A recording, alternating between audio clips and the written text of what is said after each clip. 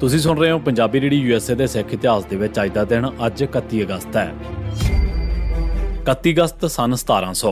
ਲਗਾਤਾਰ 2 ਦਿਨ ਤਾਰਾਗੜ੍ਹ ਅਤੇ ਫਤਿਹਗੜ੍ਹ ਦੇ ਕਿਲ੍ਹਿਆਂ ਤੇ ਹਮਲਾ ਕਰਕੇ ਹਾਰ ਖਾਣ ਮਗਰੋਂ ਅਜਮੇਰ ਚੰਦ ਨੇ ਤੀਜੇ ਦਿਨ ਵੀ 31 ਅਗਸਤ ਨੂੰ ਕਿਲ੍ਹਾ ਅਗੰਮਗੜ੍ਹ ਤੇ ਹਮਲਾ ਕਰ ਦਿੱਤਾ। ਕਿਲ੍ਹਾ ਅਗੰਮਗੜ੍ਹ ਅਨੰਦਪੁਰ ਤੋਂ ਤਕਰੀਬਨ 1.5 ਕਿਲੋਮੀਟਰ ਦੀ ਦੂਰੀ ਤੇ ਚਰਨ ਗੰਗਾ ਚੌ ਦੇ ਦੂਜੇ ਪਾਸੇ ਪਿੰਡ ਅਗੰਮਗੜ੍ਹ ਦੇ ਵਿੱਚ ਸੀ। 31 ਅਗਸਤ 1986 ਅਗਸਤ 1986 ਦੇ ਵਿੱਚ ਬਾਰਡਰ ਸਿਕਿਉਰਿਟੀ ਫੋਰਸ BSF ਨੇ ਖੇਤਾਂ ਦੇ ਵਿੱਚ ਕੰਮ ਕਰਦੇ 3 ਸਿੱਖਾਂ ਰਣਜੀਤ ਸਿੰਘ, ਮੱਖਣ ਸਿੰਘ ਅਤੇ ਗੁਰਦੇਵ ਸਿੰਘ ਨੂੰ ਬੇਵਜ੍ਹਾ ਗੋਲੀਆਂ ਮਾਰ ਕੇ ਮਾਰ ਦਿੱਤਾ। CRPF ਅਤੇ BSF ਨੇ 1980 ਅਤੇ 1995 ਦੇ ਵਿਚਕਾਰ ਸਿੱਖਾਂ ਤੇ ਬਹੁਤ ਜ਼ੁਲਮ ਕੀਤੇ। ਮੁਲਕ ਦੀ ਹਿਫਾਜ਼ਤ ਕਰਨ ਵਾਸਤੇ ਬਣਾਈ ਗਈ ਇਸ ਫੋਰਸ ਦਾ ਰੋਲ ਘਟੀਆ, ਫਿਰਕਾਪ੍ਰਸਤ, ਐਂਟੀ ਸਿੱਖ ਟੋਲੇ ਵਾਲਾ ਰਿਹਾ ਸੀ ਅਤੇ ਇਹਨਾਂ ਨੇ ਬਹੁਤ ਜ਼ੁਲਮ ਕੀਤੇ। ਅਗਸਤ 1988 ਦੇ ਵਿੱਚ ਪੰਜਾਬ ਪੁਲਿਸ ਨੇ ਬਹੁਤ ਸਾਰੇ ਸਿੱਖਾਂ ਨੂੰ ਨਕਲੀ ਮੁਕਾਬਲਿਆਂ ਦੇ ਵਿੱਚ ਸ਼ਹੀਦ ਕੀਤਾ।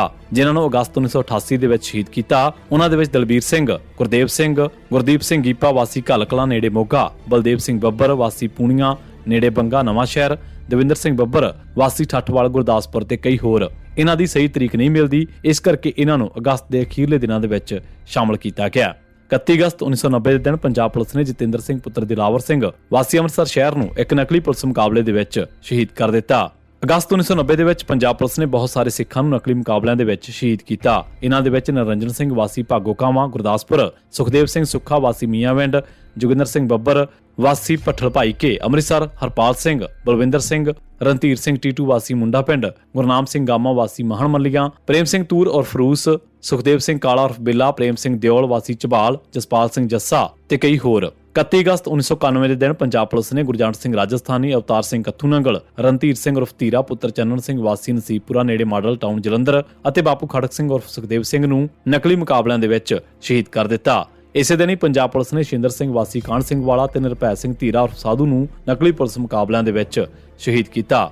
30 ਅਗਸਤ 1991 ਦੀ ਰਾਤ ਨੂੰ ਸਮੇਤ ਸੈਣੀ, ਉਦੋਂ SSP ਤੇ ਬਾਅਦ ਦੇ ਵਿੱਚ DGP ਪੰਜਾਬ ਦੇ ਭੇਜੇ ਗਏ ਪੁਲਿਸ ਪਾਰਟੀ ਅਤੇ ਅਜੀਤ ਪੂਲਾ ਦੇ ਸਾਥੀ ਪੁਲਿਸ ਕੈਡਸ ਨੇ ਪਿੰਡ ਜਟਾਣਾ ਦੇ ਵਿੱਚ ਬਲਵਿੰਦਰ ਸਿੰਘ ਜਟਾਣਾ ਦੇ ਘਰ ਤੇ ਧਾਵਾ ਬੋਲਿਆ ਅਤੇ ਉਸ ਦੇ ਸਾਰੇ ਪਰਿਵਾਰ ਜੋ ਕਿ ਉਸ ਵੇਲੇ ਸੌਂ ਰਿਹਾ ਸੀ ਉਸ ਨੂੰ ਜ਼ੁਲਮ ਦਾ ਸ਼ਿਕਾਰ ਬਣਾਉਣ ਤੋਂ ਮਗਰੋਂ ਗੋਲੀਆਂ ਮਾਰ ਕੇ ਸ਼ਹੀਦ ਕਰ ਦਿੱਤਾ ਅਤੇ ਫਿਰ ਉਹਨਾਂ ਦੇ ਘਰ ਨੂੰ ਅੱਗ ਲਾ ਦਿੱਤੀ ਸੀ। 31 ਅਗਸਤ 1992 ਦਿਨ ਪੰਜਾਬ ਪੁਲਿਸ ਨੇ ਸਾਦਾ ਸਿੰਘ ਉਰਫ ਹਿੰਮਤ ਸਿੰਘ ਪੁੱਤਰ ਕੁੰਦਨ ਸਿੰਘ ਵਾਸੀ ਸਰਹਾਲੀ, ਹਰਬੰਸ ਸਿੰਘ, ਜੰਟਾ ਸਿੰਘ, ਰਮੇਸ਼ ਸਿੰਘ, ਗੁਰਪਾਲ ਸਿੰਘ, ਚਰਨਜੀਤ ਸਿੰਘ ਕੁੱਲੂ ਨੂੰ ਨਕਲੀ ਮੁਕਾਬਲਿਆਂ ਦੇ ਵਿੱਚ ਸ਼ਹੀਦ ਕੀਤਾ। 31 ਅਗਸਤ 1995 3 ਸਾਲ 5 ਮਹੀਨੇ ਮਾਰਚ 1992 ਤੋਂ ਅਗਸਤ 1995 ਤੱਕ ਪੰਜਾਬ ਦੇ ਵਿੱਚ ਬੇਅੰਤ ਸਿੰਘ ਅਤੇ KPS ਗਿੱਲ ਨੇ ਹਜ਼ਾਰਾਂ ਬੇਗੁਨਾਹ ਸਿੱਖ ਨਕਲੀ ਪੁਲਿਸ ਮੁਕਾਬਲਿਆਂ ਦੇ ਵਿੱਚ ਮਾਰ ਦਿੱਤੇ। ਖਾੜਕੂਆਂ ਅਤੇ ਉਹਨਾਂ ਦੇ ਪਰਿਵਾਰਾਂ ਨੂੰ ਤਸੀਹੇ ਦੇ ਕੇ ਮਾਰਿਆ ਗਿਆ। ਉਂਝ ਬੇਅੰਤ ਦਾ ਆਪਣਾ ਹਸ਼ਰ ਵੀ ਰਾਜੀਵ ਗਾਂਧੀ ਵਾਂਗ ਮਾੜਾ ਹੀ ਹੋਇਆ। ਉਸ ਨੂੰ 31 ਅਗਸਤ 1995 ਦੇ ਦਿਨ ਦਿਲਾਵਰ ਸਿੰਘ ਨੇ ਇਨਸਾਨੀ ਬੰਬ ਬਣ ਕੇ ਉਡਾ ਦਿੱਤਾ ਸੀ ਅਤੇ ਉਸ ਦੀ ਲਾਸ਼ ਦਾ ਤੁੰਬਾ ਹੋ ਗਿਆ ਸੀ। ਬੇਅੰਤ ਸਿੰਘ ਦੇ ਨਾਲ 17 ਜਣੇ ਹੋਰ ਵੀ ਮਾਰੇ ਗਏ। ਪੁਲਿਸ ਨੇ ਇਹਨਾਂ ਦੇ ਵਿੱਚ 8 ਸਿੱਖਾਂ ਨੂੰ ਚਾਰਜ ਕੀਤਾ। 31 ਜੁਲਾਈ 2007 ਦੇ ਦਿਨ ਜੇਲ੍ਹ ਦੇ ਵਿੱਚ ਲੱਗਦੀ ਅਦਾਲਤ ਨੇ ਬਲਵੰਤ ਸਿੰਘ ਰਾਜੋਆਣਾ ਅਤੇ ਜਗਤਾਰ ਸਿੰਘ ਹਵਾਰਾ ਨੂੰ ਫਾਂਸੀ, ਸ਼ਮਸ਼ੇਰ ਸਿੰਘ, ਗੁਰਮੀਤ ਸਿੰਘ ਅਤੇ ਲਖਵਿੰਦਰ ਸਿੰਘ ਨੂੰ ਉਮਰ ਕੈਦ ਅਤੇ ਨਸੀਬ ਸਿੰਘ ਨੂੰ 10 ਸਾਲ ਦੀ ਕੈਦ ਦੀ ਸਜ਼ਾ ਸੁਣਾਈ ਅਤੇ ਨਵਜੋਤ ਸਿੰਘ ਨੂੰ ਬਰੀ ਕਰ ਦਿੱਤਾ ਗਿਆ। 31 ਅਗਸਤ 2012 ਦੇ ਦਿਨ ਅਕਾਲ ਤਖਤ ਸਾਹਿਬ ਨੇ ਪੰਜਾਬ ਦਾ ਸਾਬਕਾ ਚੀਫ ਮਿਨਿਸਟਰ ਬੇਅੰਤ ਸਿੰਘ ਨੂੰ ਮਨੁੱਖੀ ਬੰਬ ਬਣ ਕੇ ਉਡਾਉਣ ਵਾਲੇ ਭਾਈ ਦਿਲਾਵਰ ਸਿੰਘ ਨੂੰ ਕੌਮੀ ਸ਼ਹੀਦ ਐਲਾਨਿਆ।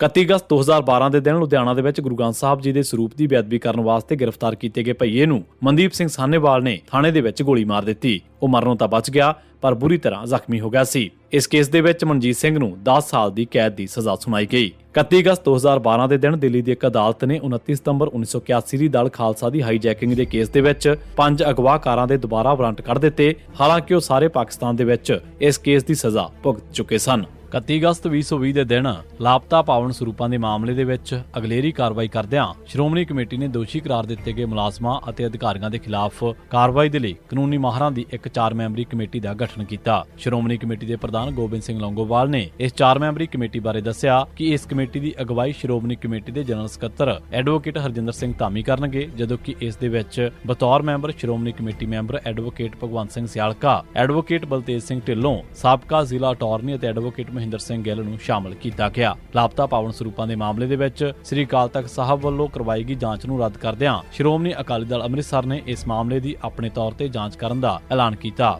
ਜਥੇਬੰਦੀ ਨੇ ਸ਼੍ਰੋਮਣੀ ਕਮੇਟੀ ਅਧਿਕਾਰੀਆਂ ਕੋਲੋਂ ਜਾਣਕਾਰੀ ਮੰਗੀ ਕਿ ਸੰਗਤ ਨੂੰ ਇਹ ਦੱਸਿਆ ਜਾਵੇ ਕਿ ਲਾਪਤਾ ਪਾਵਨ ਸਰੂਪ ਗਏ ਕਿੱਥੇ, ਕਿਸ ਹਾਲਤ ਦੇ ਵਿੱਚ ਨੇ ਅਤੇ ਕਿਸ ਦੇ ਆਦੇਸ਼ਾਂ ਦੇ ਨਾਲ ਅਗਾਂਹ ਵੰਡੇ ਗਏ ਸਨ। ਇਸ ਮਾਮਲੇ ਦੇ ਸਾਹਮਣੇ ਆਉਣ ਤੋਂ ਬਾਅਦ ਸੰਗਤ ਦੇ ਵਿੱਚ ਰੋਸ ਬਹੁਤ ਜ਼ਿਆਦਾ ਸੀ। ਲੋਕਾਂ ਨੇ ਜਿੱਥੇ ਇਸ ਮਾਮਲੇ ਦੇ ਵਿੱਚ ਸ਼੍ਰੋਮਣੀ ਗੁਰਦੁਆਰਾ ਪ੍ਰਬੰਧਕ ਕਮੇਟੀ ਦੇ ਅਧਿਕਾਰੀਆਂ ਨੂੰ ਸਵਾਲਾਂ ਦੇ ਕਟਹਿਰੇ ਦੇ ਵਿੱਚ ਖੜਾ ਕੀਤਾ, ਨਾਲ ਹੀ ਲੋਕਾਂ ਨੇ ਬਾਦਲ ਪਰਿਵਾਰ ਤੇ ਹੋਰ ਪੰਥਕ ਸ਼ਖਸੀਅਤਾਂ ਨੂੰ ਵੀ ਇਸ ਮਾਮਲੇ ਦੇ ਵਿੱਚ ਸਵਾਲਾਂ ਦੇ ਕਟਹਿਰੇ ਦੇ ਵਿੱਚ ਖੜਾ ਕੀਤਾ। ਇਹ ਸੀ ਸਿੱਖ ਇਤਿਹਾਸ ਦੇ ਵਿੱਚ ਅੱਜ ਦਾ ਦਿਨ। ਤੁਸੀਂ ਸੁਣਦੇ ਰਹੋ ਪੰਜਾਬੀ ਰੇਡੀਓ USA।